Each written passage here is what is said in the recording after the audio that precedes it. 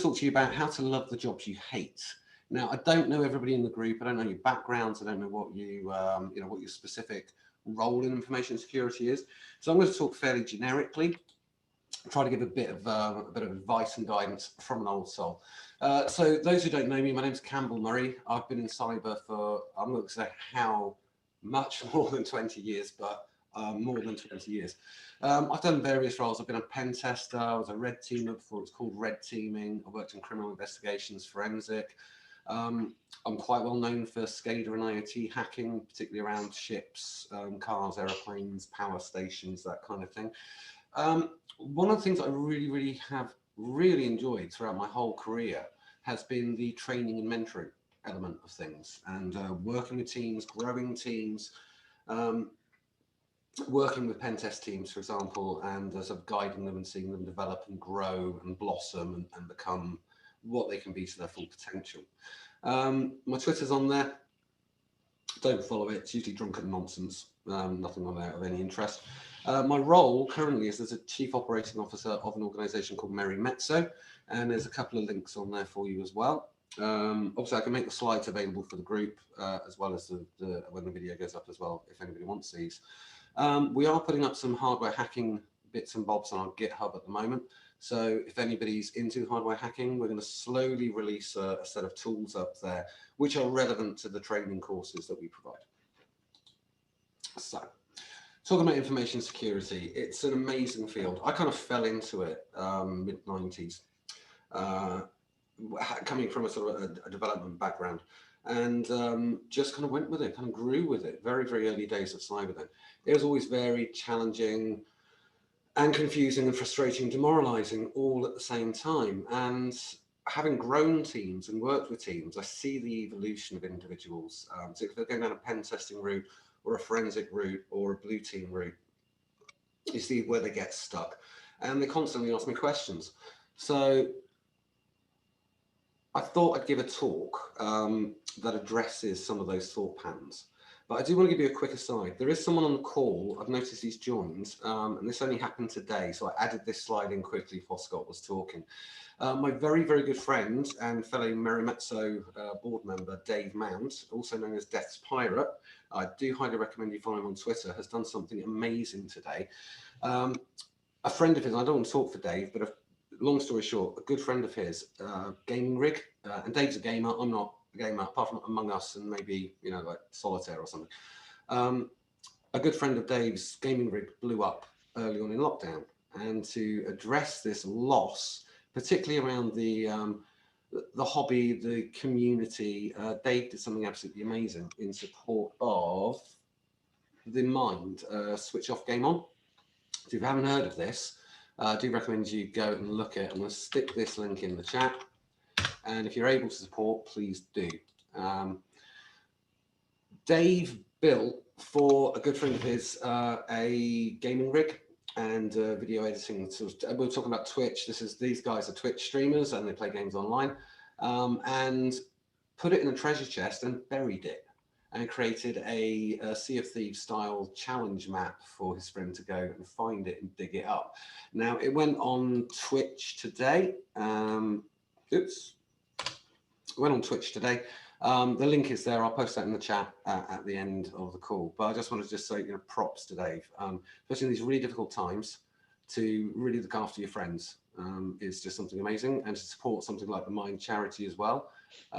Please, just raising awareness, kind of letting that hijack my talk. So what am I going to talk about? Why is this late 40s, grey-bearded fool talking to you today, especially someone who is known for doing pretty technical talks, when I'm talking about how to love the jobs you hate? You might ask, Campbell, why aren't you talking to me about UART hacking or API testing or something like that? I kind of figured there's plenty of capacity, particularly in the DEFCON group in Worcester, for people to come and offer their talks and show their excitement about learning new things. So what I thought I'd do was look at the experience I've had in teams, look at the difficulties that people have bumped into over time, and sort of address those. So I thought, okay, let's look at, what is it you don't like? Is it is it a firewall rule set reviews? Is it code reviews? You know, what are the particular issues? So I thought my lens has been on growing teams up and mentoring and training people from rookie up to being check team leader and above, and being some fairly well-known people in the industry as well, I'm proud to say. So I thought to remove my lens on my experiences and the people I've sort of mentored and trained along the way, I thought I was going to do some science. So I'm going to ask people in the group, if you've got a beer or another drink or any kind of drink at all, whenever I say science, would you take a drink? You're going to be drunk at the end of this. So, of course, what did I do? Well, I turned to the greatest scientific, knowledgeable community on the planet. I posted on Twitter, because everything there's completely like unbiased, right? And of course, I'm going to get really straightforward answers, and lots of them, I'd hope. So I asked them, you know, like, what do you need help with? You know, what kind of areas do you need a bit of mentoring help with? And what can I tell you to help you get over this? And I'll be honest, I got quite a few responses, not as many as I'd hoped, but I'll be honest, as with me with most of my talks, I was actually still just doing the slides like an hour before we started the call. So that went out on Twitter just a few days ago. And some of the answers I got were pretty predictable. And they fell into largely sort of two areas of groups. There were reports and scoping. However, this poor guy, Corner Pirate, had a lot to say about it. And he obviously seems to be quite passionate about being sent in and being told to just test this one little thing. He was really passionate about it because this was quite a long Twitter thread. So the one web form, no infrastructure. Why am I here? Why am I doing it? Don't test anything else. Well, I can explain to you that there are reasons for that possibly are not transparent to the pen tester, and there are actually very good reasons behind it as well. So learning to love the jobs you hate is really about looking at explaining what are the weird and wonderful things you're asked to do, and helping you demystify why you've been told to drive for several hours to a data center in the middle of nowhere to change one form on a web page, because that does happen to us in pen testing. Seems completely futile, but often there may be a reason for it. So I took all the tweets because science, and I did whatever these weird graph things is. I mean, I honestly don't know. I started sticking it into Excel to kind of figure out what's the frequency. I started thinking about doing some stats, and this graph popped up, and I just thought, yeah, correct, do the work for me, brilliant. So I just pressed the button and off it went. So to be fairly ruthless with the data set, which of course is scientific, because it came from the greatest science environment on the planet, Twitter. I looked not just at the tweet replies, but also at how many likes they'd had and how many conversations were happening around them. And basically, the limited scope was the number one, with I think it was 3 tweets in total. I didn't take that into account simply because science. I'm going to regret this idea. You might get someone with lots and lots of followers who only tweets it once, but then you get a bunch of likes, and that is literally what happened. So I took the number of tweets and just looked at the likes, and DC drinking game, yeah. And I found 35 likes across the, really obviously very well thought out data set with multiple inputs. Was 35 likes for limited scope, for people commented on limited scope. So okay, well that's number one. The amount of time allowed for a scope as well was second in there, and reporting kind of came in near some joint. It was really third, but by a narrow margin. And what I was really surprised about, because I thought genuinely it was going to be, I don't know how to test APIs, or I don't like firewall reviews, or I don't like doing code reviews.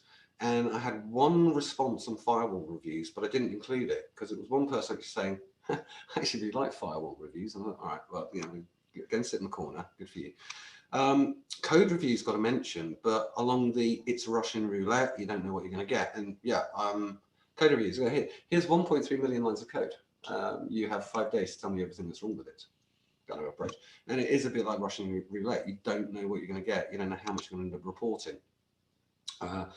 It's an art to it, it's an engineering art form to doing code reviews. And not surprisingly, category given admin were getting up early. Long drives, hotels, data centers, that kind of thing. So I just kind of clumped them into admin. Now, I can't help you with data centers. They suck. They genuinely do. People who have spent time within data centers develop their own kind of survival strategies around this, which is, when I used to have like a little 3-pronged chair that I took out, a coat with a removable liner, because you don't know how Arctic it's going to be in there. Different shoes in the car, in case you turn up and they go, no, you've got to wear a suit. You know, all right, we're going to put on some different shoes kind of approach. So we all develop our own strategies. I can't really help you with that, I'm afraid. So I boiled it down to these 3 major titles. And that completely changed the course of the talk I thought I was going to give, because I thought I'd be getting into, right, this is how we start, this is your methodology around a blind API. You don't know what to do. Here's some tools, here's some code. I thought it's going to be, reasonably technical. It turned out this talk's not going to be very technical at all, because it all comes down to management and methodological procedures around penetration testing and understanding risk management and the wider part of why those assessors are actually there. So we're going to boil it down to limited scopes, short time allowed for testing, and the whole reporting element. So let's deal with limited scopes first. Now, limited scopes are generally forced by a trigger, and that is a technical term. I'm not going to say the other word. That means that we all have to pick up a glass out of it. Science, do it. Triggers. So what triggers a limited scope test? Now, most people have heard of software development lifecycle. Not a lot of pen testers or people on the red team side really understand it, but the software development lifecycle is largely well defined. When I say well defined, there are a lot of different flavors of it. This is a very common one that we see. This is a 7-stage methodology. Probably more prevalent is a 5-stage methodology, which is based off the Microsoft SDLC. I have seen a methodology that was 17 steps and was really thorough and actually the best I've ever seen. But it boils down to planning it, what we're building, requirements, what does it need to do, user requirements, technical requirements, design it and prototyping. Notice I haven't said security yet. Developing the code. UAT it, as in user acceptance, and run a bunch of tests, regression testing on the code, and then implement it. Actually, look, pushing it into pre-prod so that it's a finished product. And it's normally at that point, pen testers come in and say, right, okay, we've built all this, let us know what the problems are. That's kind of frustrating as well, because you get the pre-prod environment. It can be frustrating. There can be the best kind of tests, because depending on how good the SDLC was, there might be a whole bunch of stuff that they missed, and it's kind of playtime. It's like really let the wolves out and just go and munch in the code. But the final stage is actually often missed and misunderstood part of the SDLC, which is the ops phase. In the ops phase, you maintain the operations, you keep that implemented code going, you maintain the servers, the infrastructure, but you also have the disaster recovery plan, and that is a really, really important part of it. Because when that code, once it's post-implemented and it's accepted, a checksum is made of that code. Now, why would anybody checksum their code? Well, a bunch of reasons. One, for integrity. You want to be able to go back to your code and say, is the code I deployed still the same code that's running there? But secondly, and most importantly, security incident response teams deal with this quite often. Someone will say, oh, I've hacked their product. Look at me, well done me, I've hacked their product. And the owners of the product might go, all right, let's have a checksum of the code you worked on. And they provide the checksum, and then we say, that's not our code. Whatever code you've got, it's not our code, our product's not vulnerable. And that actually heads off quite a lot of legal issues, or starts a lot of legal issues, depending on who you're claiming are vulnerable. But that post disaster recovery implementation of the CERT function, the SIRT, Security Incident Response Team, is crucial, because that's protecting the reputation of the brand, of the code, of the product. So this is literally how it works. So a small change in any of the code, any kind of bug, patch, update, anything that changes any small part of the code. And if you understand how checksumming works, it's a hash of the whole of the code base. That's going to change the checksum. All right. So they make a little change in the code. They go, right, we have to go back to implementation phase. We need that pen test done, but just on the bit we've changed, because we're happy with everything else. And then once we've had the pen test done and cleared, we can checksum it again and move into operations and maintenance. And that's why you might get to drive to a data center in who knows where, and told to test one form on one web page because it's part of the SDLC, it's part of the overarching assurance process. So when you understand that this is part of a much longer process, an engineering process, it actually kind of changes the way you think about that. I'm just testing one form in a web app. But that may not be the only reason. It could be due to the SDLC, but that could be due to a wider risk management piece as well. So you have to understand that techies, and even as pen testers or assurance specialists or red teamers, whatever they're doing, the people we integrate with at both the functional and technical levels of an organization don't necessarily see what's going on in the whole risk management piece. And they don't really care much about it either. So it seems very frustrating. We want to go in and hack all the things, and we're told, no, just that and only that, and you can only do this. But it might be not just due to the SDLC, there might be other drivers in place as well. This is a governance, risk and compliance tablet. And as you can see, there's a whole load of stuff there. There's loads of drivers down on the left, statutory regulations, standards, policies, all of those things, processes and procedures. On the right, you've got the ongoing ops and monitoring side of things, which is the monitoring, self-assessing, having it externally audited on a regular basis. It may be an annual pen test, like a PCI test. And somebody on Twitter did say, I hate PCI tests. But well, it's just part of this, the GRC framework. And if we look in there and we take a couple of seconds to look at what's going on, there's no obvious immediate place where pen testing or my leaped skills are going to come in and save the day and change anything, except in one place, which is assess controls. But really, when you think about what assess controls means from a GRC point of view, pen testing assessment is about that much of it. It is a tiny little piece, because assessing controls in GRC can be how good are the policies, how good is the disaster recovery plan, who have we got in the wings to handle PR in, how's our legal team? All of those things are about assessing controls, but also assessing your ISO standards. It's such a bigger thing than just pen testing the thing. And here's another GRC risk management matrix. And you can look at this and think, well, it doesn't say pen testing in there, right? Pen testing is not specifically in there. It says risk a lot of times, but it doesn't actually say pen testing. So we can probably think, it should be in risk assessment. Well, we prioritize risk and we analyze risk and we identify risk. So all of that's pen testing, right? But no, it's not. Because pen testing is a tiny little piece of all of that. So when you're brought in to do a pen test on a tiny little thing, what you've got to understand is that a whole swathe of work has happened around it to understand data flows, to understand where the risk lies, where the threat lies, where what the threat is, what the organizational risks are. And then the GRC manager might just go, but I'm not sure about this little bit down here. Get the pen testers in to have a look at that. And that's why very often you have very limited scopes. So understanding the business reasons behind why and what drive the triggering of tests, because that's a science, can help calm your nerves when you're doing a pen test. So when you two turn up and you have that one web form, you're just like, what is the point of me being here?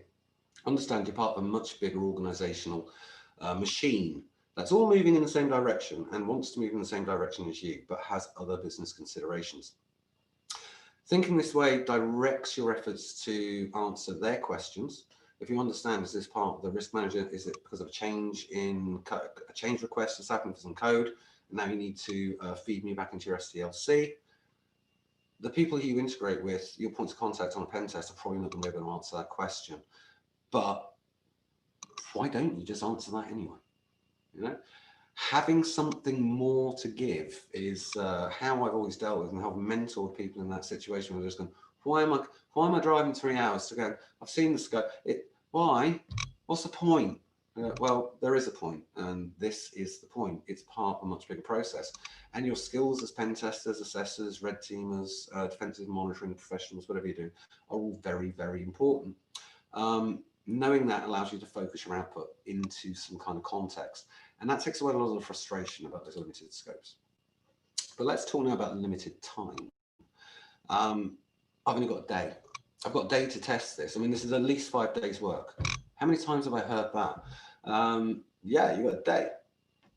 Get on with it. You got to accept it. Let's have a look around it, right? And you'll probably be familiar, or anyone into kind of pen testing will be familiar with the many types of boxes that are out there. And they represent a scenario. Grey box testing is someone who's fairly along on their methodology. They've learned a bit about the organization. They might know a bit about it. They've done some OSINT. They've got some information. Black is zero information. White box got everything. A few years ago, somebody coined purple box, the marketing to try and differentiate their offering from everybody else's. We don't do like other people. We don't do grey, white, black. We do purple. Yeah. I can't remember who it was, but hopefully it's disappeared from the internet now because that was nonsense. But they already represent a scenario or a threat actor. So a white box would be a knowledgeable insider, someone who's got access to the code, someone who's a domain admin, someone who's got all of those things. A black box is the outsider, the chancer who doesn't know anything about you but just picks you as a target. They represent a threat actor, is what they're replicating. So what can a limited time scope reveal? Well, see, the thing is, in that GRC process we just talked about, they understand exactly what the size of the window of opportunity is. So if you were to get in, or you were a disgruntled employee, they know, because they've done their risk assessment and they've assessed the controls, not just the pen testing, they know what the SLA for the SOC is.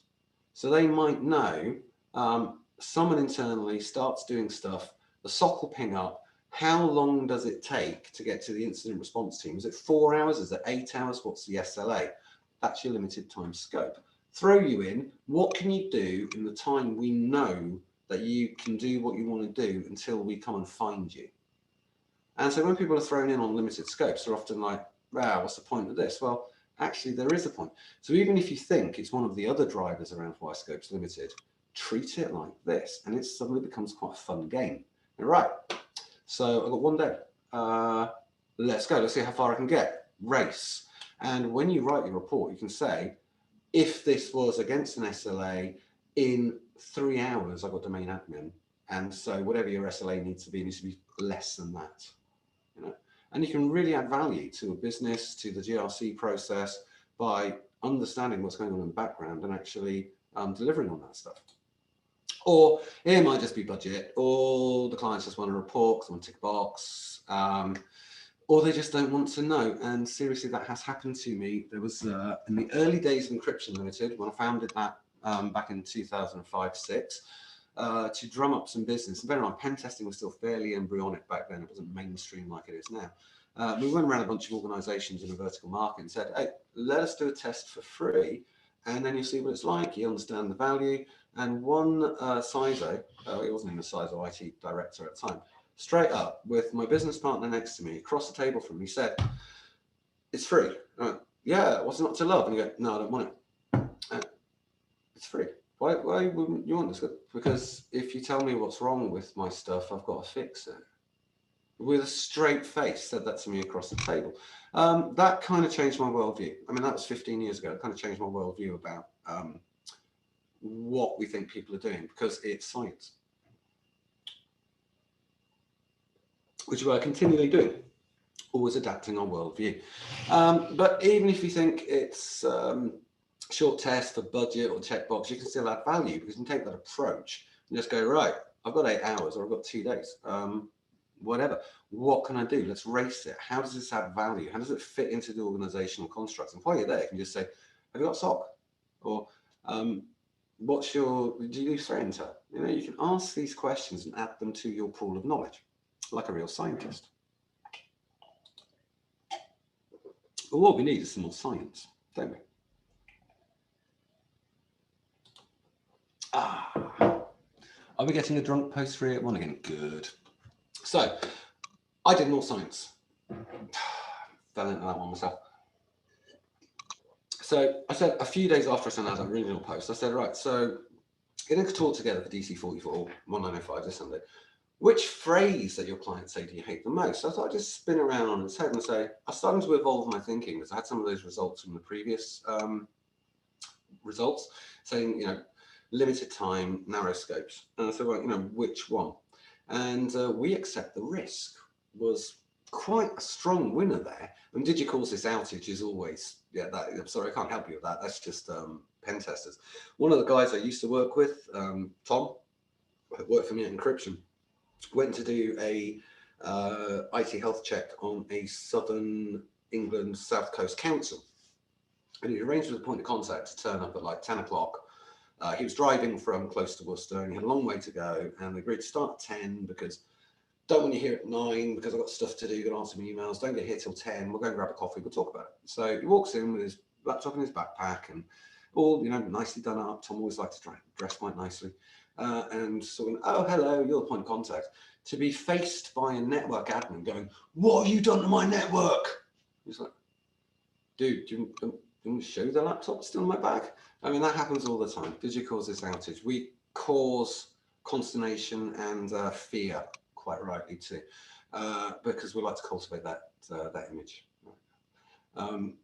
So yeah, pen testing is not understood, and it's a two-sided coin.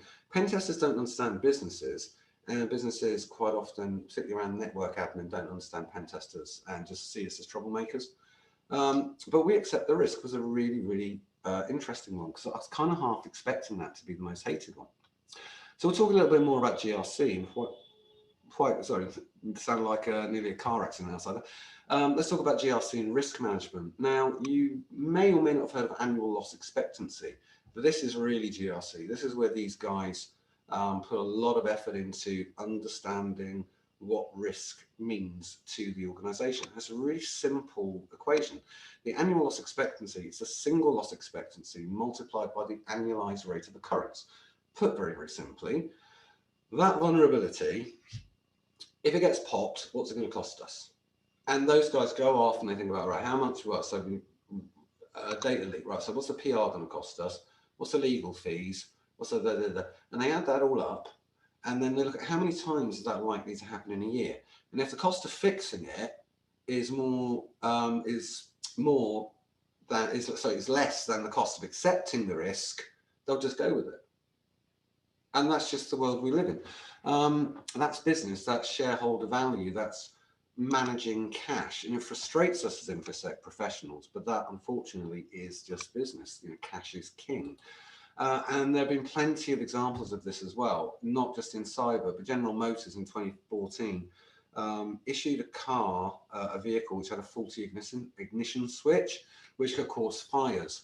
And they did that annual loss expectancy calculation, figured out that the cost of recalling every one of those models and the cost of manufacturing new ignition switches, literally the thing goes in the steering column, you put the key in, and replacing them all, outweighed the cost of any potential payouts.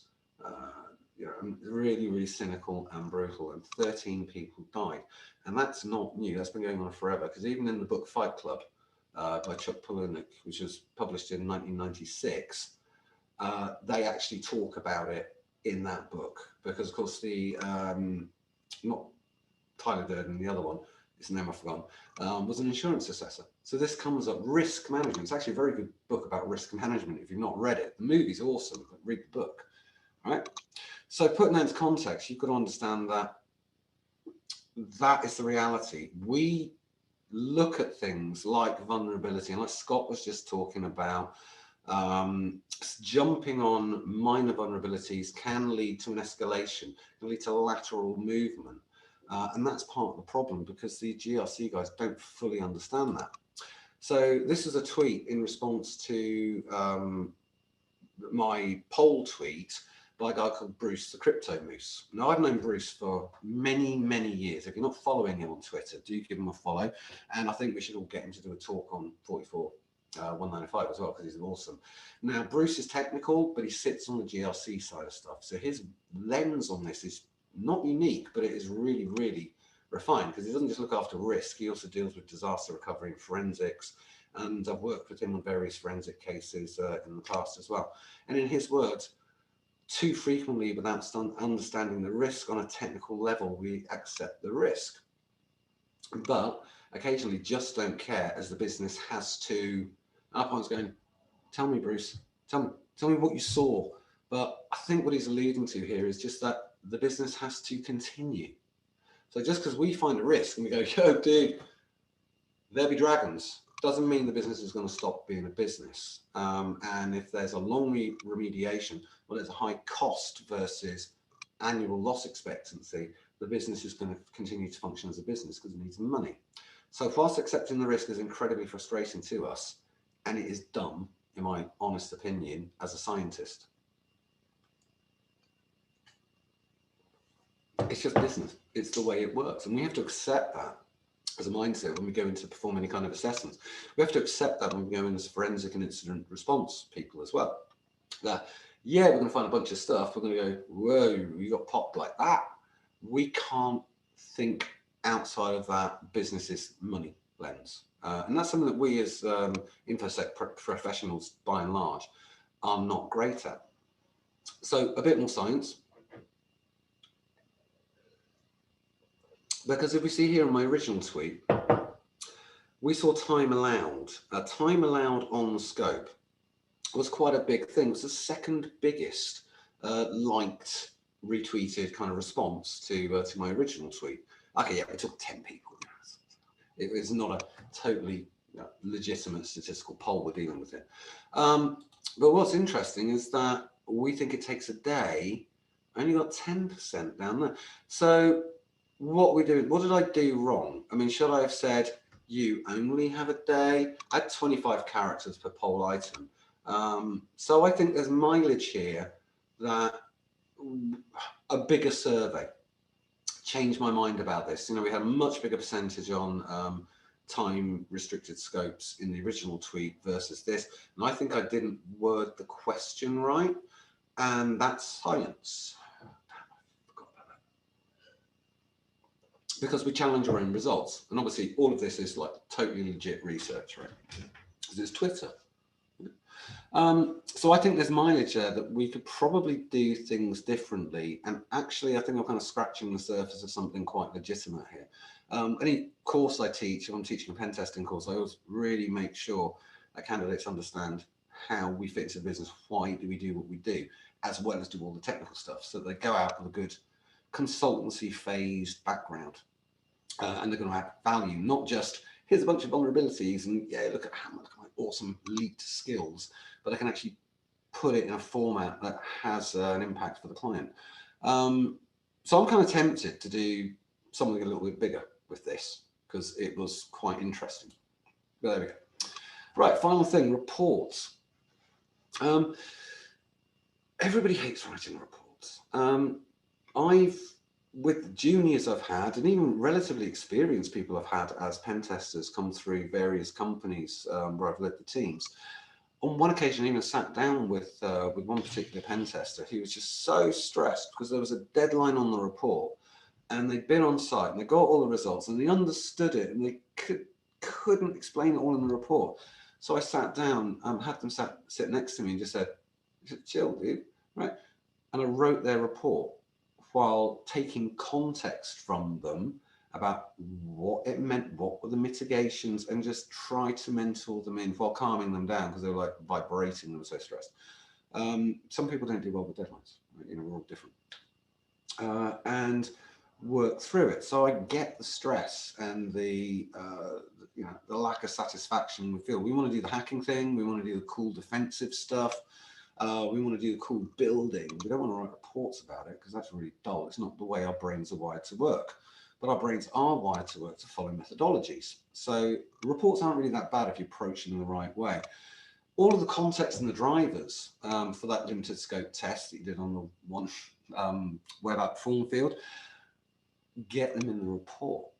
And think about building the report out as a methodology. We have a methodology for approaching pen testing. We have lots of them written. We've got the OSSTMM, which has recently been an interesting article posted about that recently. You've got the OWASP approach. You've got the traditional fingerprint, passive reconnaissance, fingerprint, vulnerability assessment, exploit wash up, classical 5-stage one. No reason why we can't have the same thing about reports. And the thing I always try and tell people is that repeatability is key. And this takes technical minds and allows them to focus down on that. Everything I write needs to be completely repeatable, as in it needs to be a step-by-step recipe to replication of my findings. And I tend to tell people, if they do that, if they put in things like, I mean, there's a very important reason for putting in the tools used and the version numbers, which I'll explain in a second. But to explain your methodology, start off with, how did you find it? How was it verified? How did you decide it was a false positive or not? Just write it. Is that step by step. On the tools and version numbers, I'm a real stickler for this in pen test reports, because there have been plenty of times when doing that has really saved myself or members of my team. Recently, well, a few years ago now actually, I had one particular client who was quite fussy, very security aware, and said, we want you to test the limited scope, right? We need to test this URL and this page, these pages only. Don't go anywhere else. And went, got it, boss. We'll do that for you. And it turns out from their logs, they found out, no, the team, it wasn't me, but the team went everywhere. They just linked off to everything. It's like, explain yourselves. We have no idea what happened. All right, get the report, build that version of the OS with that kernel, install those versions of the tools, and figure out what the heck happened. And they did, and they figured out it was actually Skipfish had gone rogue. Because in that particular version, there was a bug in it where, although you specified the scope, it just ignored it. And we were able to go back to the client and say, we found it, right?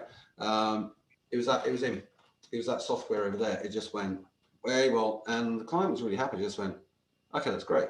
I don't mind the fact you went out of scope. Now I understand that you know what the problem was. It wasn't you individually, and you know what caused it, and hopefully it won't happen again. So thank you very much.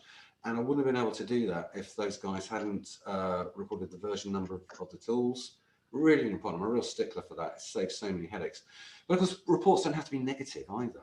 We have a tendency of going wrong, fire, just put a bucket of water on that kind of approach to writing pen tests, because we're hunters, right? We're attackers, and we want to point out the weaknesses. But a really good soldier is also going to report their intel back on how good the defenses are as well. And it shouldn't be any different for a pen test report. So if you find something that's good, you can't find a way around that firewall, add it to the report.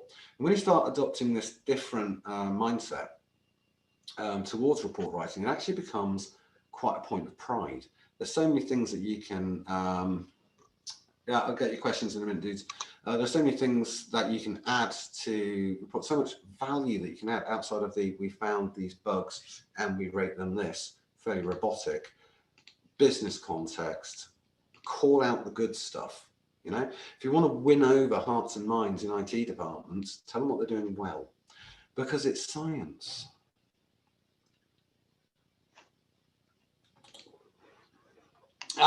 So problems with reporting is long-winded, poor or costly automation for tool output.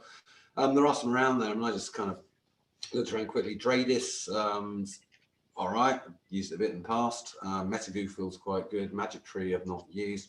Dradis Pro, I'm not sure what the cost is, but you know, it's another cost on top to kind of, and I'm talking specifically here about, let's take some XML and let's just whack it in something and get it to just take away the copy paste pain. None of them are perfect, and you still use a lot of manual time for sorting things out.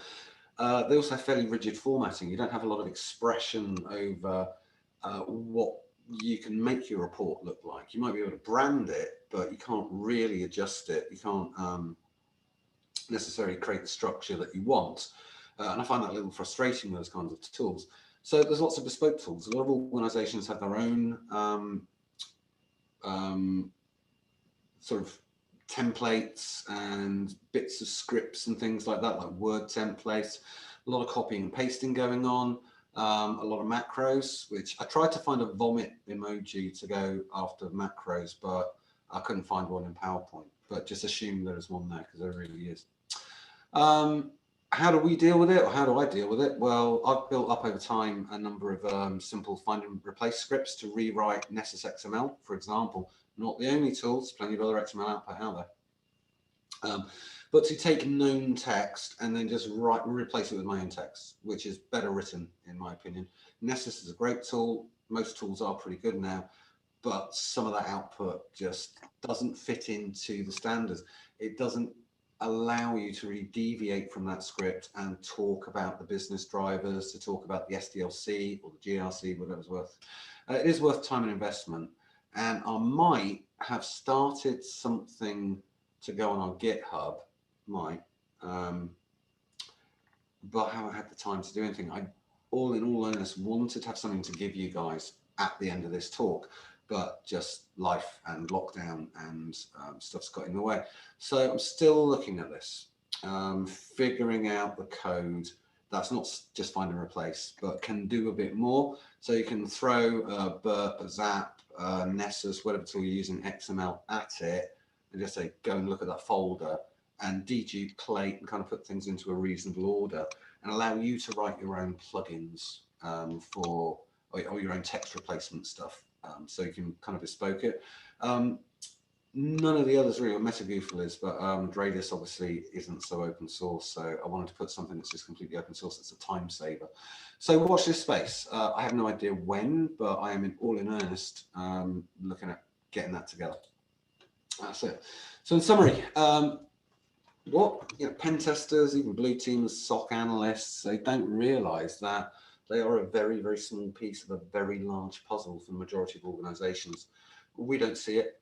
The people you deal with don't see it. They've got no visibility of it. They're just told, pen testers coming in, get them somewhere to sit, show them where to plug in, get IT to give them an active port and a cable, just tell us if there's any problems. They don't know. They're not briefed on that.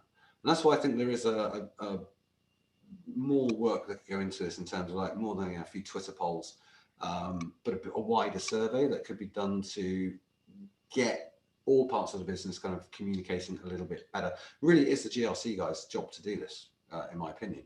So maybe just putting pressure on them to say, dude, you are missing out on so much. We are specialists. Business needs to consider all the risks and has a very, very different opinion to us than we do. Sorry to say.